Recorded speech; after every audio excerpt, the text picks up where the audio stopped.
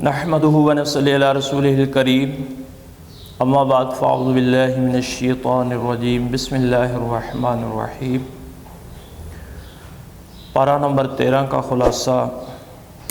حاضر خدمت ہے۔ رکوع نمبر 1،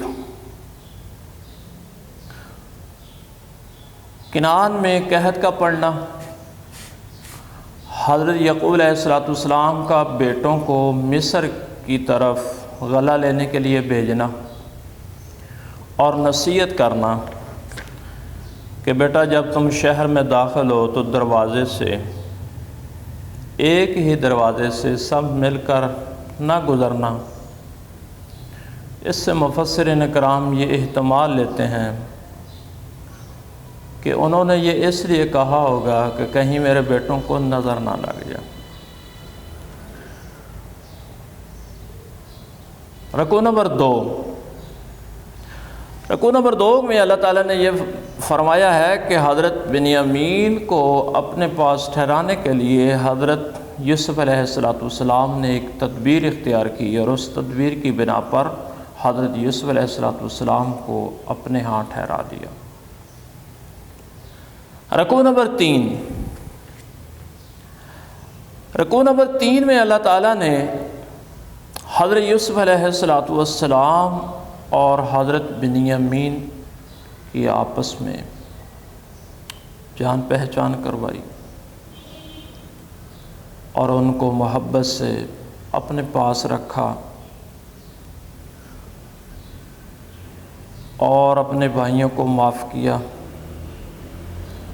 یعنی کہ تمام حالات سے آگاہ ہوئے اور ان کو معافی کا پروانہ دیا۔ حضرت یوسف علیہ السلام نے فرمایا لا تثریب علیکم اليوم یغفر اللہ لکم۔ میرے محترم دوستو، ہمیں بھی حضرت یوسف علیہ السلام کی اس بات کو مد نظر رکھتے ہوئے، اس فرمان کو مد نظر رکھتے ہوئے ہمیں بھی لوگوں کی غلطیوں کو معاف کر دینا چاہیے۔ کتنا بڑا جرم حضرت یوسف علیہ السلام نے اپنے بھائیوں کو معاف کر دیا۔ ہمیں بھی چاہیے کہ ہم ان کے اس حکم پر عمل پیرا ہو کر لوگوں کی غلطیوں کو معاف کر دینا چاہیے، کہ معاف کرنا اللہ کو پسند ہے۔ رکوع نمبر 4، حضرت یوسف علیہ السلام کا کرتا، آپ کا کرتا آپ کے بھائی لے کر جاتے ہیں اور حضرت یعقوب علیہ السلام کی آنکھوں پر لگایا جاتا ہے تو ان کی بینائی واپس لوٹ آتی ہے۔ یہ گویا کہ معجزہ تھا پیغمبر علیہ السلام کے کرتہ مبارک کا،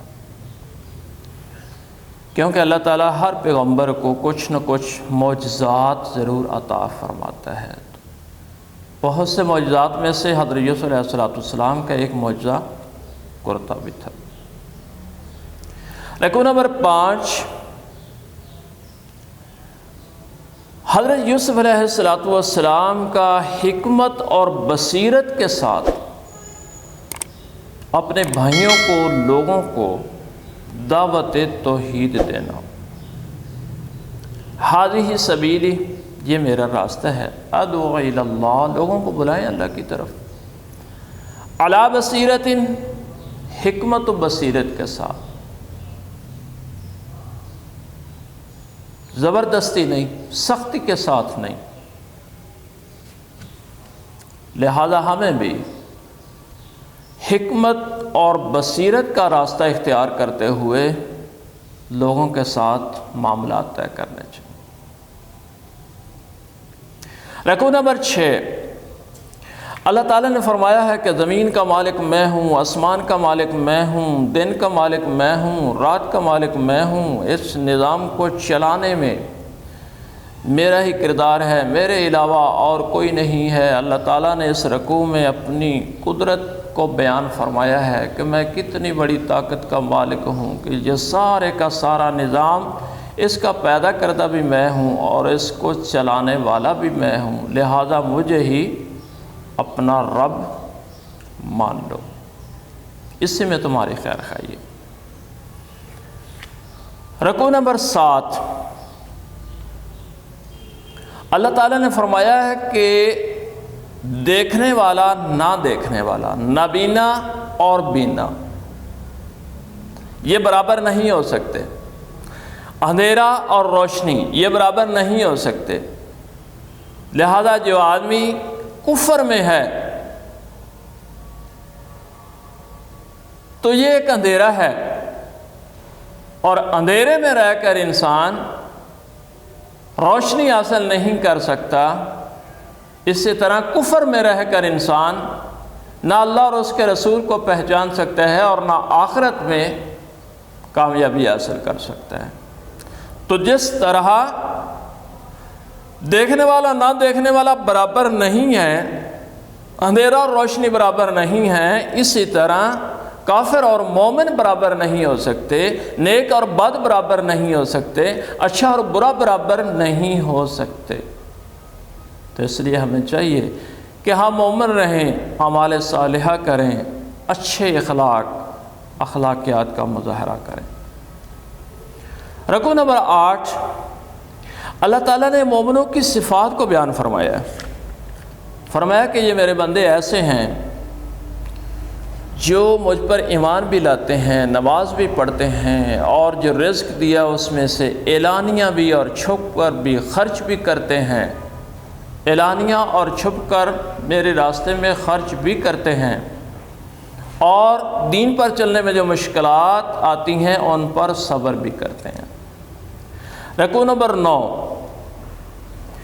رکوع نمبر 9 میں اللہ تعالیٰ نے فرمایا ہے کہ میں نے لوگوں کے دلوں کا اطمینان، سکون، راحت یہ صرف اور صرف اپنے ذکر میں رکھی ہے، دینداری میں ہے، اللہ اور اس کے رسول کی اطاعت میں ہے۔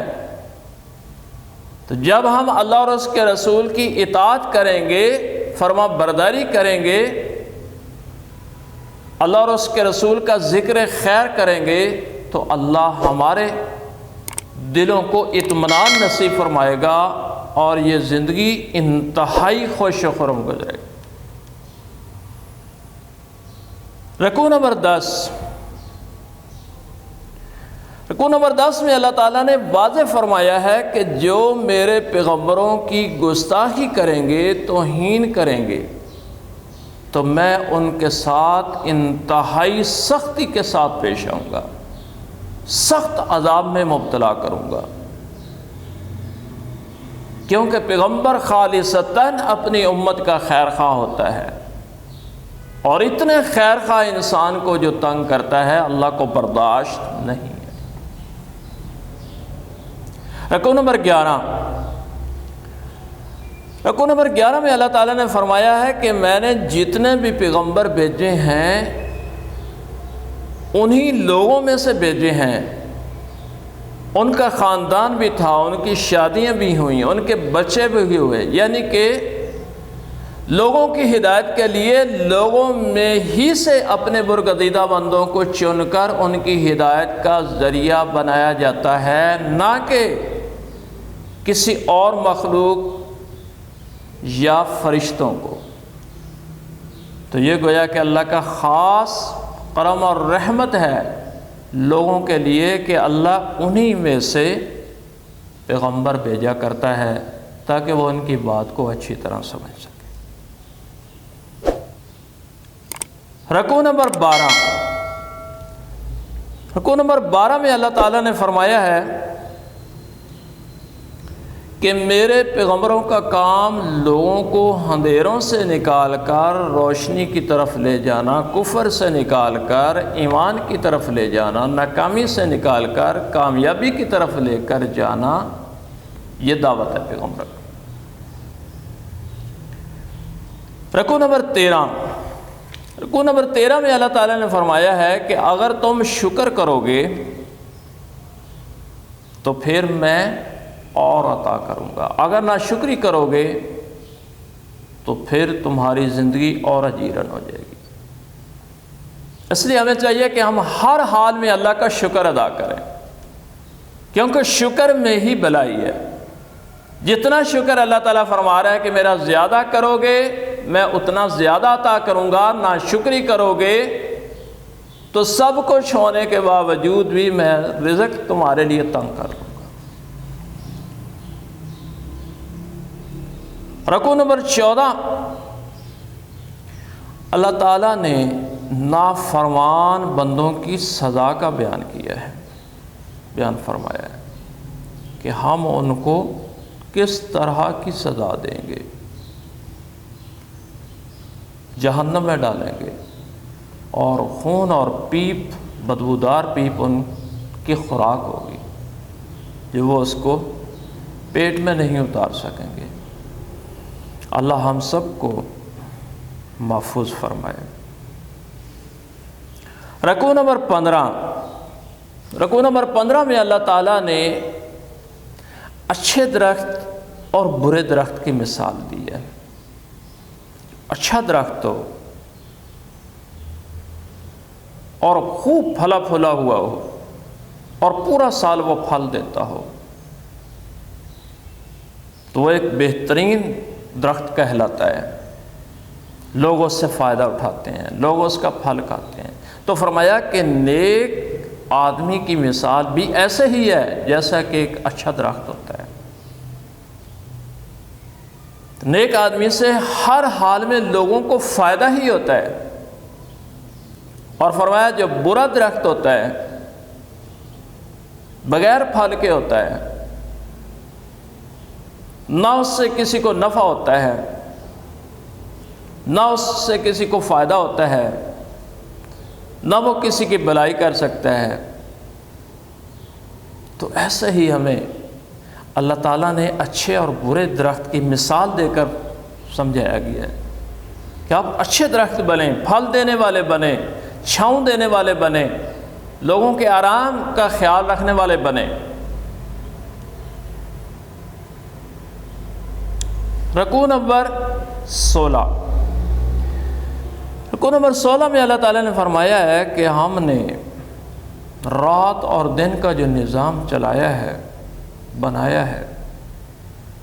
اس کو ہم چلا رہے ہیں، تو یہ انسانوں کی خدمت کے لیے ہے، انسان ہی اس سے فائدہ اٹھا رہے ہیں۔ تو یہ سارا نظام جو میں نے آپ کی آسانی کے لیے، آپ کے فائدے کے لیے بنایا ہے، تو آپ کا بھی حق ہے کہ مجھے رب مان کر میری اطاعت گزاری کریں۔ رکوع نمبر 17 حضرت ابراہیم علیہ السلام کی دعا کا ذکر ہے، رب اجعلنی مقیم الصلاۃ ومن ذریتی۔ پیغمبر علیہ السلام نے وہ دعا مانگی ہے جو پیغمبر کی نظر میں سب سے اہم دعا ہوتی ہے، اور وہ ہے کہ میری اولاد نماز